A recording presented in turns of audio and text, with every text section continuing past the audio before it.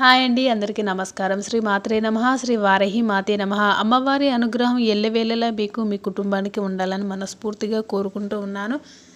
సిరులు కురిపించే మార్గశిర లక్ష్మీ వార వ్రతం. అమ్మవారిని ఇలా పూజిస్తే ఐశ్వర్య ప్రాప్తి కలుగుతుంది. ఈ మాసంలో ఖచ్చితంగా ఈ చిన్న చిన్న పూజలు చేయడం వల్ల మీ యొక్క కోరికలు ఖచ్చితంగా నెరవేరుతాయి. ఎలాంటి కష్టాలున్నా తీరిపోతాయి.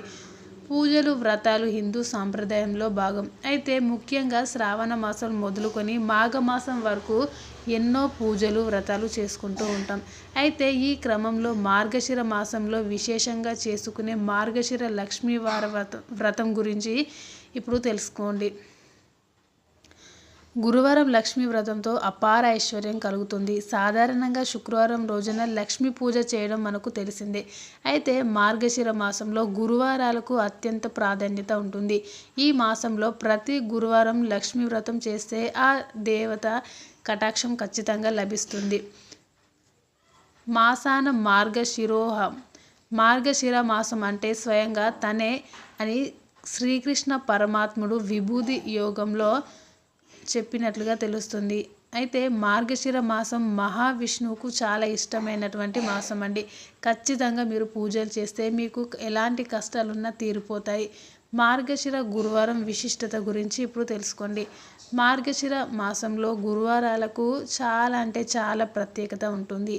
మార్గశిర గురువారాలు లక్ష్మీదేవికి అత్యంత ప్రీతికరమైన వారాలుగా మన పురాణాల్లో కూడా చెబుతూ ఉంటారు.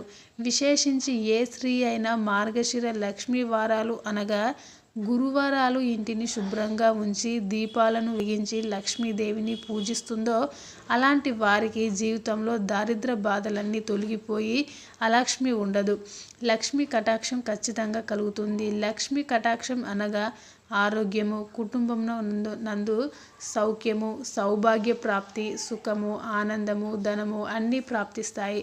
మార్గశిర లక్ష్మీ వార వ్రతం పూజ విధానం కూడా వివరిస్తానండి. ఖచ్చితంగా మీరు మీ ఫ్రెండ్స్కి, రిలేటివ్స్కి అందరికీ షేర్ చేయండి. ఈ పూజ ఎలా చేయాలి అంటే మార్గశిర లక్ష్మీ వారం రోజున సూర్యోదయానికి ముందే నిద్రలేచి ఇల్లంతా శుభ్రపరచుకొని ఇంటి గుమ్మం నందు తులసి కోట వద్ద పూజ మందిరం నందు ఆవు నేతితో దీపాలను పెట్టాలి. ఇలా ఇంటి తూర్పు లేదా ఈశాన్య భాగం నందు ముగ్గు వేసి పీట వేసి వస్త్రంను పరిచి దాని మీద కొత్త ధాన్యం పోయాలి. లక్ష్మీదేవిని కొంచెం అంటే ధాన్యాన్ని కొలిచే సాధనం ఉంటుంది కదా, దాని రూపంలో స్థాపన చేయాలి. అనంతరం పసుపు నీటితో కడిగిన పోక చెక్క అంటే వక్కను ఉంచాలి. మనసులో ఒక కోరికను చెప్పుకొని కొద్దిగా తెల్ల ధాన్యాన్ని కొలత పాత్ర మీద పోయాలి. ఎరుపు రంగు వస్త్రాన్ని దాని మీద ఉంచి ఎర్రని పూలతో పూజించి శ్రీ మహాలక్ష్మికి నమస్కరించి అష్టోత్తర శతనామాలతో అర్పించాలి. మొదట పాలు నైవేద్యంగా పెట్టాలి. ఆ తర్వాత నూనె వాడకుండా నేతితో చేసిన పిండి వంటలను మాత్రమే నైవేద్యంగా పెట్టాలి. అనంతరం కర్పూర నీరాజనం, మంగళహారతులు అమ్మవారికి సమర్పించుకోవాలి.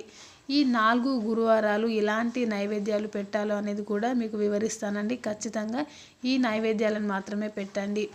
మార్గశిర మాసంలో చేసే మార్గశిర లక్ష్మీవార వ్రతంలో భాగంగా ఒక్కో వారం ఒక్కో నైవేద్యాన్ని అమ్మవారికి సమర్పించాలి.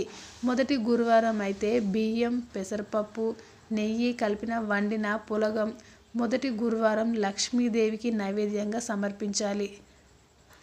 రెండవ గురువారం వచ్చేసి మినప్పప్పు, బియ్యంతో చేసిన అట్లు, తిమ్మనం వంటే బెల్లం పానకాన్ని లక్ష్మీదేవికి నైవేద్యంగా సమర్పించాలి.